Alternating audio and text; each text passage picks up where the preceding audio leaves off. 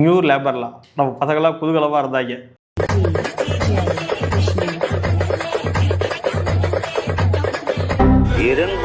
இந்தா கேளு. அதில் வந்து இல்லைன்னா இவரே இல்லைன்னா இப்போ சம்பளம் வந்து பார்த்தீங்கன்னா கம்பல்சரி நம்மளுக்கு அதிகமாக வந்துடும். ஒன்று கம்பல்சரி வந்து ஒரு வாரத்துக்கு வந்து 6 மணி நேரம், அதாவது 48 மணி நேரம் தான் வேலை பார்க்கணும். இட் மீன்ஸ் ஒரு நாளைக்கு 8 மணி நேரம் கணக்கு, 8 40 48 மணி நேரம் தான் வேலை பார்க்கணும். இது மாதிரி நிறையா பெனிஃபிட்ஸ்லாம் கிடச்சிருச்சு அப்படின்னு சொல்லி நிறைய பேர் ஆனந்தமாக இருக்கிறாங்க. தம்பி இப்ப சந்தோஷம் தானே. பட் விஷயம் என்னடா, இதெல்லாம் எதுவாக இருந்தாலும் இது எல்லாம் மீறதுக்கே எங்கள்கிட்ட ஒரு ஆயுதம் இருக்குது. ஸோ அதை எப்படி நீங்கள் கண்டுபிடிச்சி நீங்கள் அதை என்ன பண்ண போகிறீங்க அப்படிங்கிறது எனக்கு தெரியல. அதெல்லாம் என்னங்கிறது தெரிஞ்சுக்கிறதுக்கு இந்த வீடியோவை ஃபுல்லாக ஸ்கிப் பண்ணாமல் பார்த்து தான் ஆகணும். இந்த நியூ லேபர் லாவை பற்றி நிறையா வீடியோ நீங்கள் பார்த்துருந்தாலும் பட் அதை எப்படி ஓவர் கம் பண்ணி ஒரு கம்பெனி வந்து செயல்படும் அப்படிங்கிறத தான் உங்களுக்கு இதில் நான் சொல்ல போகிறேங்க ஐயா.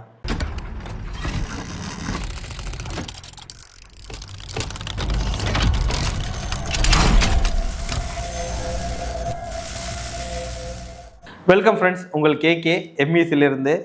இந்த நியூ லேபர்லாம் வந்து பார்த்தீங்கன்னா நான் பார்க்குறேன்ல இப்போ டிசைன் ரூமுக்குள்ளே போனால் அங்கே ஒருத்தர் சொல்கிறாங்க, சரி கியூசி ரூமுக்குள்ளே போனால் அங்கே இது ஒரு இருக்குது, இந்த கண்டென்ட் இருக்குது, வீடியோவை போடுது, எல்லாம் வீடியோ போடுறதுன்னு சொல்லிட்டு எடுத்து போய் பார்த்தா அது நிறையா ரூல்ஸ் அண்ட் ரெகுலேஷன்ஸ் எல்லாம் கொடுத்துக்கிறாங்க.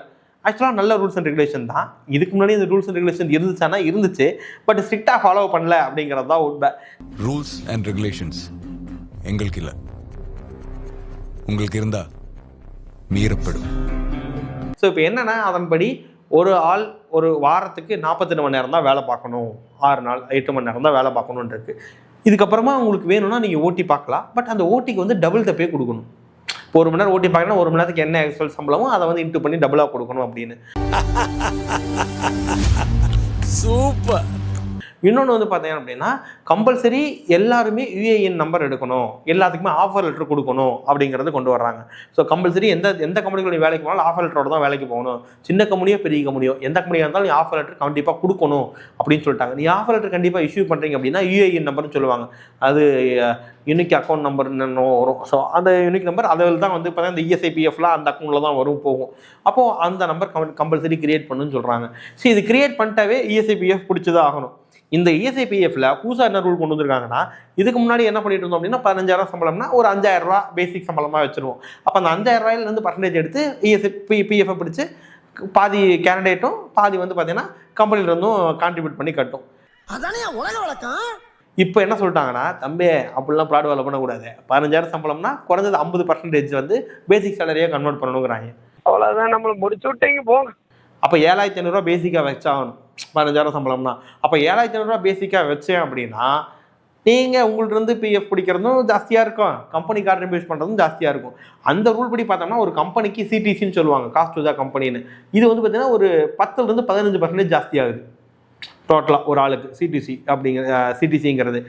பட் ஓகே, கம்பெனி இதை அக்செப்ட் பண்ணிட்டு வேலை பார்த்தாலும் ஸோ இந்த ரூல் யாருக்கு வந்து ரொம்ப பொருந்தும் அப்படின்னா பொருந்தும்னு இல்லை. ஆக்சுவலாக இது கெட்டதான் நல்லதான்னு கேட்டதான் நல்லது தான். எந்த வகையிலனா ஃபியூச்சர் சேமிப்பு உங்களுக்கு இருக்கும். இப்போ முன்ன பண்ண கையை பிடிச்சாலும், ஏன்னா சம்பளம் உங்களுக்கு வர்றதுக்கு டேக் ஹோமும் கம்மியாகும்.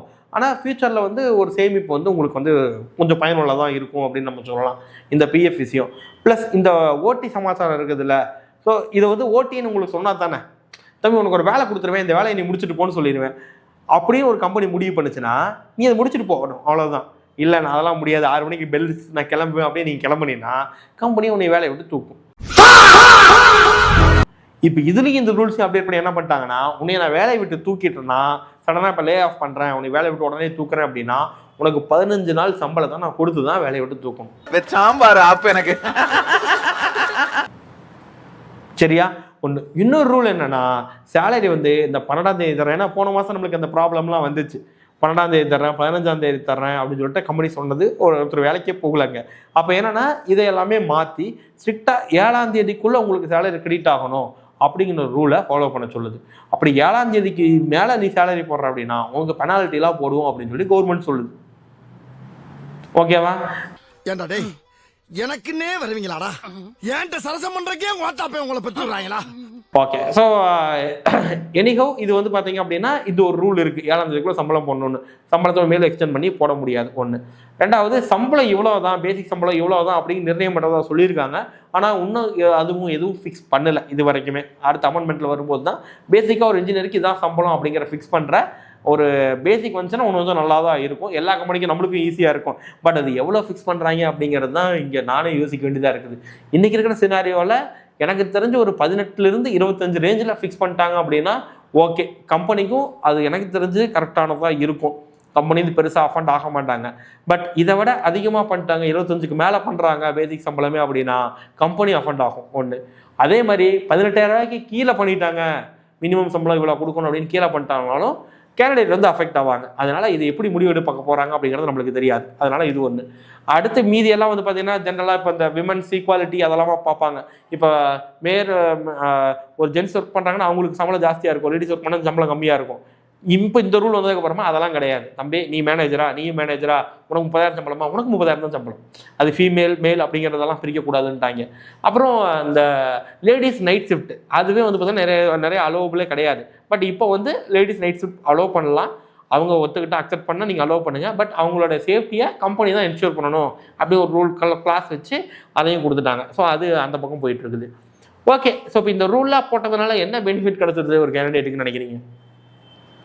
ஏன்டா தயங்குற? தைரியமா சொல்றான், சொல்லு. நீ தான் தைரியமா நாளத்தை சொல்லு. ஒரு பெனிஃபிட்டும் கிடையாது, காயம் கிடைக்காது, பழமும் கிடையாது, அவ்வளோதான். என்னன்னா இதெல்லாம் இருக்குது. அதே மாதிரி 1 வருஷம் நீங்கள் ஒர்க் பண்ணிட்டுனாலுமே உங்களுக்கு வந்து அது என்னமோ சொல்லுவாங்களே கிராஜுவிட்டி கொடுக்கணும் அப்படிங்கிறாங்க. 1 வருஷம் நீங்கள் ஒரு கம்பெனியில் ஒர்க் பண்ணிட்டீங்கன்னாவே கிராஜுவிட்டி கொடுக்கணும். இல்லை கான்ட்ராக்ட் பேசிஸ் லேபர்லாம் இருக்கிறாங்க இல்லையா, இதெல்லாம் சூப்பர். இப்போ நம்ம பையன் ஜாயின் பண்ணியிருக்காங்கல்ல, அதெல்லாம் அவங்களாம் சூப்பராகிடும். என்னன்னா கான்ட்ராக்ட் பேஸில் ஒர்க் பண்ணாலும் உனக்கு இந்த ஸ்கீம் அப்ளிகபிள் ஆகுங்கிறாங்க. நான் ஷார்ட் டேர்ம் கான்ட்ராக்டில் ஒர்க் பண்ணுறேன், அப்போ நீங்கள் 1 year என் கம்பெனியில் ஒர்க் பண்ணுறேன் அப்படின்னா ஷார்ட் டேர்ம் கான்ட்ராக்டாக இருக்கும். இவங்களுக்கும் இந்த கிராஜுவிட்டி கொடுக்கணும் அப்படின்னு சொல்லிட்டு லா சொல்லுது. ஸோ அப்போ இதெல்லாமே கொஞ்சம் நல்ல பெனிஃபிட் தான். ஏன்னா இதுக்கு முன்னாடி அதெல்லாம் யார் என்னன்னே தெரியாமல் இருந்துச்சு. இப்போ இன்னொன்று என்ன சொல்ல வர்றாங்கன்னா, சம்பளத்தை நிர்ணயம் பண்ணுறதை வந்து பார்த்தீங்கன்னா எனக்கு தெரிஞ்சு ஒரு பேசிக்காக இவ்வளோ சம்பளம்னு ஒன்று ஃபிக்ஸ் பண்ணிட்டாங்கல்ல, 1 year அவன் முழுசாக இதில் எக்ஸ்பீரியன்ஸ் கெயின் பண்ணியிருந்தானா அடுத்த கம்பெனி கம்பல்சரி அவனுக்கு இவ்வளோ தான் சம்பளம் கொடுக்கணும், இந்த சம்பளத்துக்கு கீழே கொடுக்கக்கூடாதுங்கிற ஒரு ரூலை கொண்டு வரணும். ஓகேவா? ஸோ இந்த மாதிரி கொண்டு வந்தால் இன்னும் பெஸ்ட்டாக இருக்குது. ஏன்னா 18,000 சம்பளம் வாங்கியிருக்கிற ஒருத்தன் எனக்கு எக்ஸ்பீரியன்ஸ் இன்னொரு கம்பெனிக்கு போனான்னா அங்கே அதே 18,000 கொடுக்குறாங்க, இல்லை 18,500 கொடுக்குறாங்க. ஆனால் விலைவாசி மட்டும் ஏறிக்கிட்டே இருக்கும், இன்ஜினியர் மட்டும் அதே சம்பளம் வாங்கிட்டு இருக்கணுமா? ஸோ அதனால் இந்த ரூலை மாற்றுறதுக்கு என்ன பண்ணலாம்னா இந்த மாதிரி மினிமமாக ஒரு சேலரி ஃபிக்ஸ் பண்ணுறது கொஞ்சம் நல்லதாக இருக்கும்னு நான் நினைக்கிறேன். ஓகே, ஸோ என்னைக்கோ இதில் வந்து பார்த்தீங்க அப்படின்னா இதில் இந்த ரூலில் என்ன ஒரு பெனிஃபிட்னா பெருசாக ஒன்றும் கிடையாது. கம்பெனியில் எப்படி ஓவர் கம் பண்ணணும்னு பார்த்தீங்கன்னா ஜென்ரலாக இதெல்லாம் வேலைக்கு எடுத்ததாக தான் உங்களையா எங்களுக்கு தான் நிறையா ஸ்கீம் வச்சுருக்கிறோமே. நீம்னு ஒரு ஸ்கீம் வச்சுருக்கோம், நாப்ஸ்ன்னு ஒன்று வச்சுருக்கோம், G80ன்னு ஒன்று வச்சுருக்கோம். இந்த ஸ்கீமில் உங்களை போட்டால் நோ பிஎஃப், நோ இஎஸ்ஐ இது கிடையாது. 1 வருஷம்னா 1 வருஷம் ஒர்க் பண்ணு, ஒரு சர்டிஃபிகேட் கொடுத்து தாட்டி விட்டுருவோம். 2 வருஷமா 2 வருஷம் ஒர்க் பண்ணு. நீம்லாம் 3 வருஷம் வரைக்கும் போவோம். 3 வருஷம் வரைக்கும் ஒர்க் பண்ணிவிட்டு தாட்டி விட்டுருவோம். எங்களை யாரும் கேட்க முடியாது. ஏன்னா இதுவும் கவர்மெண்ட் அனௌன்ஸ் பண்ண அதே ஸ்கீம் தான். ஸோ இப்படி பண்ணிட்டா நீங்களாம் என்ன பண்ணுவீங்க எனக்கு தெரியல.